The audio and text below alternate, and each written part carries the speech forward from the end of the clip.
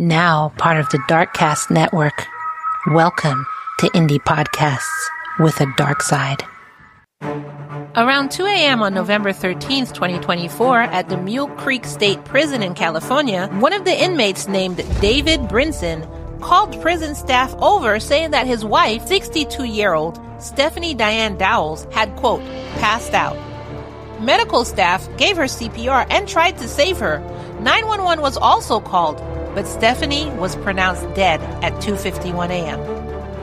Welcome to Love and Murder, Heartbreak to Homicide, your weekly true crime podcast that tells you cases of relationships that turn to murder.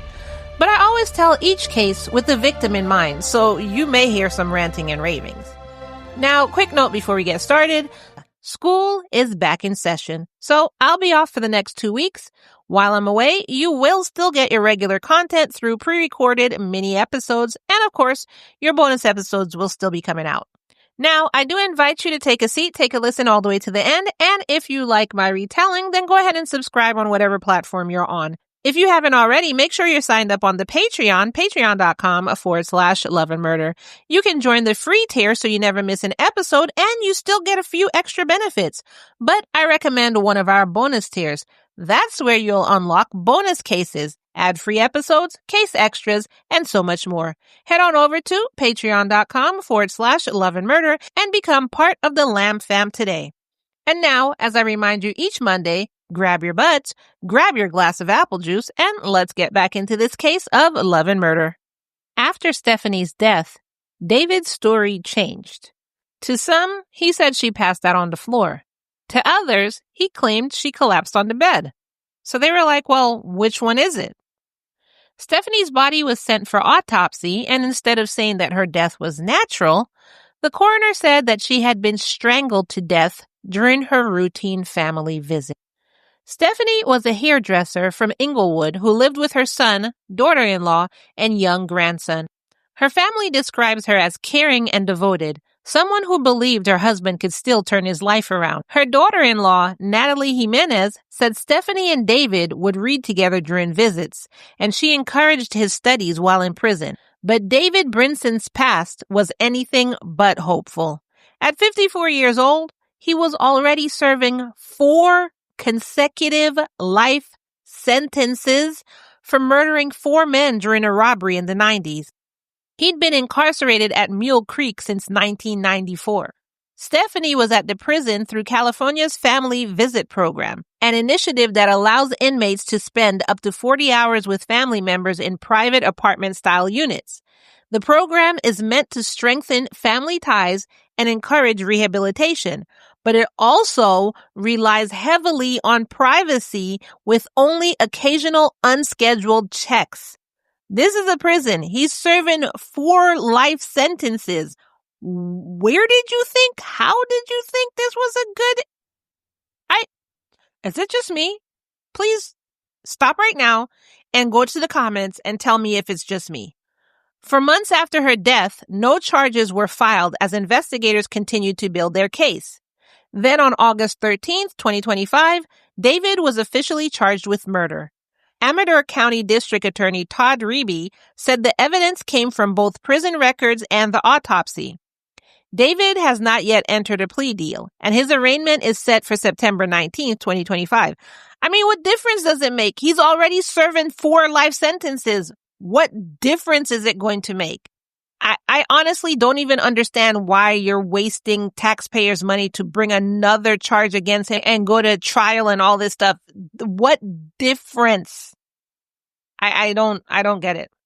And I'm not saying she doesn't need justice. Don't get me wrong. What I'm saying is, why are you wasting money to bring this to trial when what else could have happened in that room? He was literally the only one there. It literally showed that she was strangled. Do you think she strangled herself? And he's already serving 4 life sentences. Like, that's what I'm saying. I'm totally not saying she doesn't deserve justice. I'm just saying this is crazy.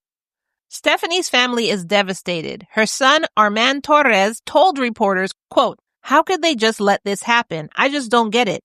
Given the history that this guy has, we kind of wanted to know how is it even possible for them to be unsupervised.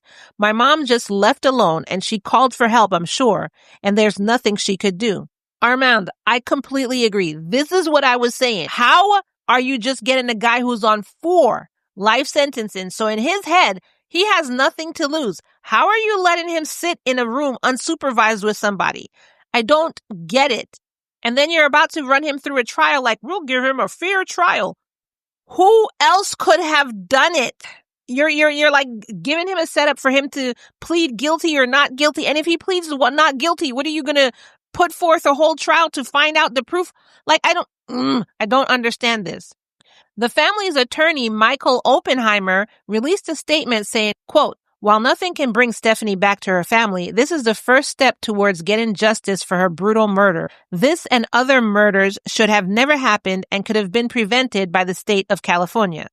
I mean, I guess if this is in order to sue the state of California and this prison system so that this doesn't happen to another family member, I guess I can see why it's going to trial. But other than that, like I said, he's already serving 4 life sentences. I mean, would it be crass of me to say just tack on something else? Because, I mean, he's not getting out anyway. Is that wrong of me to say? All the signs point to he did it. That's the only reason I would say something like that. Is that wrong of me to say that? I could be wrong. Let me know in the comments below. The Dowells family, along with the family of another victim, has filed a wrongful death lawsuit against the California Department of Corrections and Rehabilitation. They argue that the prison failed to protect visitors and ignore critical safety protocols. You heard me correctly, though. I said the Dowells family, along with the family of another victim. This is not the first time this has happened. Just 4 months ago, 4 months earlier, on July 1st, 2024, 47-year-old Tania Thomas was found unconscious inside a family visiting unit at Mule Creek State Prison. Staff discovered her unconscious and tried to save her. Sound familiar? But she didn't survive.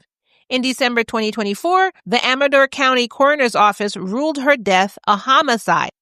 Tania Thomas was described as someone who, quote, lived her life to the fullest, even when battling lupus since her teenage years. The autoimmune disease required daily medication and regular dialysis, but she refused to let it define her.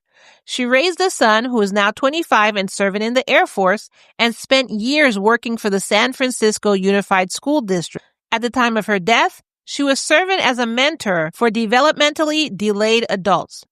Her cousin, Janine Rojo, spoke of their bond, saying, quote, we literally have been together since birth. We were like sisters. Tania's husband, 48-year-old Anthony Curry, was serving a life sentence for attempted second-degree murder, convicted for shooting his then-girlfriend, 19-year-old Sinata Browning, in the head back in 1999. And this is the person you said should have family visits, unsupervised family visits. This is that person? Tania survived, but was left permanently blind, partially paralyzed, and without memory of the attack. Anthony was also serving a 13-year sentence for carjacking. This is the person that you were like, he deserves unsupervised visitation. Despite his violent past, Tania had reconnected with Anthony. They secretly married in 2023, a decision her family never knew about and probably wouldn't have supported. The two also shared the 25-year-old son. Just months before her death in January 2024, Anthony was denied parole, but told Tania to, quote, wait for him. By March 2025, after reviewing autopsy details of the prison's investigation, Amador County District Attorney Todd Reby formally charged Anthony with murder in connection to Tania's death. On April 4th, 2025, Anthony appeared by video from Pelican Bay State Prison, where he'd been transferred after the murder. In court, he pled not guilty and demanded a, quote, speedy trial. Do you see what I'm saying? That's the same thing that David's going to do. He's going to say not guilty. And then what are you going to do? It's frustrating to me. Attorney Reby said that this was unusual, Most defendants in a murder case waive that right because of the gravity of the charge. So what he's saying is most defendants do not request a speedy trial because of the gravity of the charge, and they want to make sure that they get a fair trial, not just a fast trial to get this over with. A preliminary hearing was scheduled for April 18th, 2025, where prosecutors would lay out the evidence and witness testimony before a judge to decide if the case should move forward to trial. Anthony's defense attorney offered no public comments because, literally, what could you say? Again, he's the only one in the room with her. Just another case of who else could have done it. The defense attorney said that he still needed to meet with his client and review discovery from the prosecution. Again, discovery of what? Attorney Reby said, quote, "It's very concerning. It's unprecedented in my experience. It's unprecedented in the facility.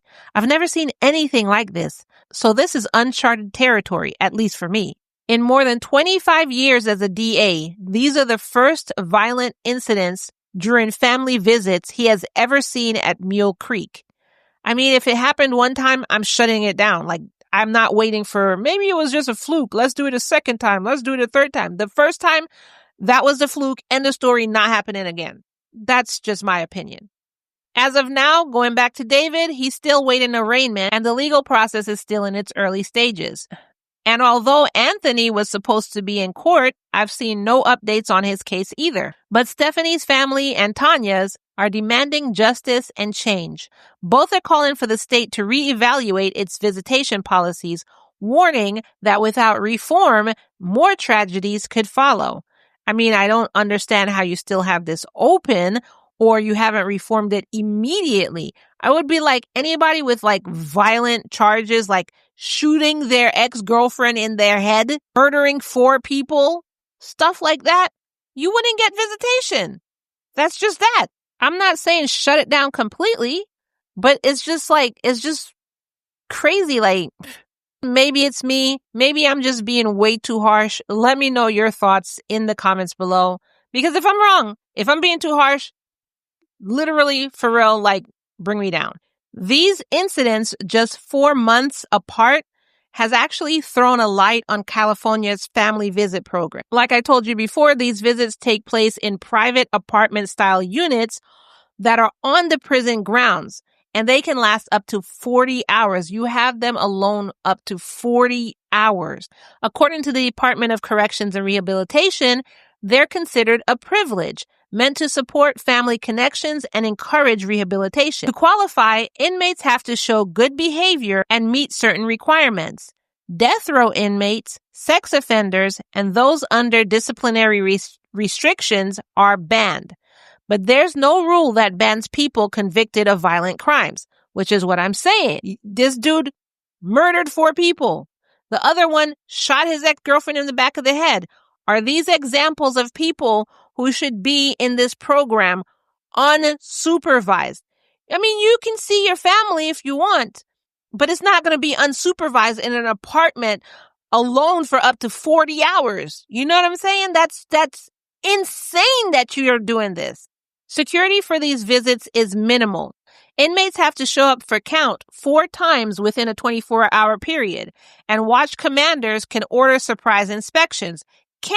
Not that it's definite that this is going to happen. It might happen. But the manual also makes it clear that privacy should be protected as much as... Oh my God.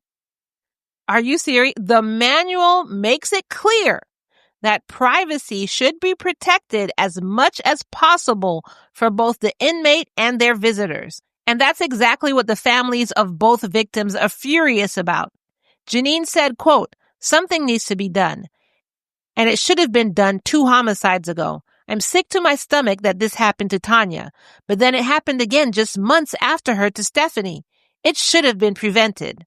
Both families believe neither Anthony nor David should have been granted unsupervised visits given their violent pasts. They want the eligibility rules rewritten and more safety checks during visits to prevent another tragedy. My case is, how are we still asking for this? The evidence is clear that we need this rewritten. How is it not? That should have been overnighted. And Janine raised another point, quote, "One thing I do want to know is how many other times has this happened in Mule Creek and it's gone undetected? If Stephanie's family and Tania's family didn't come forward, the public would not have known." That is an excellent point. How many times? For them to continue acting so cavalier about this, how many times has this happened before? That's an interesting point, Janine. The two murders exposed a dangerous flaw in the system. A program meant to promote rehabilitation instead ended with two women dead. So what's the balance between rehabilitation and safety? Should violent offenders with a history like David's or Anthony's ever be left alone with family members? Or is the system overlooking serious risks in the name of privacy? Let me know your thoughts in the comments below. I definitely want to hear from you. I want to know if I was going off the deep end. Maybe I'm being too harsh. Tell me what you think in the comments below. And before I end this episode for today, first of all, I want to thank you for bearing with me with this mini episode. Just trying to get the school year started off right and without stress. So this is why it's just mini episodes for the next 2 weeks. And then after that, I'll be back with your full episodes. But I also want to have a short heart-to-heart with you before I end this episode. Love and Murder exists because of listeners like you, my lambs. But every case you hear on Lamb takes hours, sometimes days to research, write, and record, not to mention edit and post. And I do it all alone, 6 days a week, 10 hours a day, sometimes more. Because I care about telling these stories right, making sure every detail is accurate, despite some of the comments that I get where they tell me like this isn't right or I make up the story or I don't even know why I would make up a story. All you have to do is look on the internet. You'll find everything I found. But I always want to make sure that every detail is accurate and that the voices victims come through clearly. That is one of my main focuses. That's why I don't take sponsors who do try and control how I talk about these cases. You've heard in the past I do have some commercials, and you've heard in the present that you don't hear commercials coming from me. They'll try and tell me to stop ranting or stop calling people out, and we all know that I'm not going to do that. But that also means the show only survives with your help. I'm not asking for free money. Like, I'm totally not. I would never do that. That's why I built the Patreon. So you get more episodes, bonus episodes, behind the scenes clips.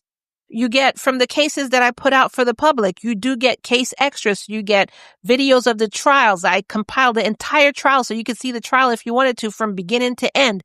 You get, if they don't have that, there might be clips of the sentencing. You might get pictures of the evidence. In most episodes, you'll get pictures of the victims and the perpetrators and where it happened and stuff like this. So you get case extras. You get behind the scenes. You get rants like this one, for instance. And you even get bloopers when I am able to compile them. But you do get a lot of stuff in the Patreon.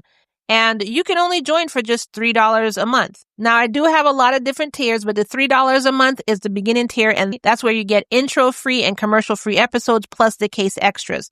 But if you want bonus episodes, then you choose $5 a month and above. And if you don't love it, you can cancel anytime. It's not like you're stuck in a contract. But if you do love and murder, if you do want to support what I do, if you do want to help be a voice of the victim and keep this podcast alive, and help me eventually hire people who's lost their work in this economy, because I do want to give back to the community as well. I just see how many people are losing their jobs. And if I'm able to, I want to give back to my community, bring back jobs to some people as much as I can. Then go ahead and join the Patreon, patreon.com/love and murder. Thank you for your support. Thank you for being here. Thank you for listening all the way to the end. And also thank you for dealing with me throughout this break that I'm on while I get my kids situated in school. And before we end this episode, I want to remind you, like I end every Monday episode, that it's, say it with me now, all love and no murder, y'all. Stay tuned for my commercial guests. Bye.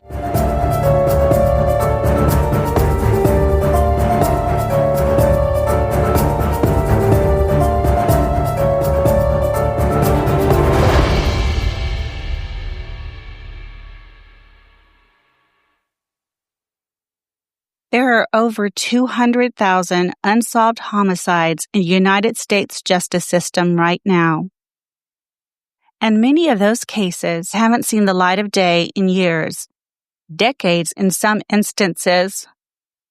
The case files and evidence are sitting in a box on a dusty shelf in a basement, forgotten by law enforcement and the media, while the families and friends left behind wait for answers and fight for justice. Sometimes there is nobody left to remember or to speak up on behalf of the victim. I'm Arlene. And I'm Leah. And that is exactly what Box in the Basement sets out to do. To shine a light on those forgotten victims and to bring attention to unsolved murders and disappearances. We want to help families tell their stories, and we want to assist the families and friends of victims find the resources and support they need to continue their fight for justice. Join us every Thursday for new episodes of Box in the Basement wherever you find your podcasts.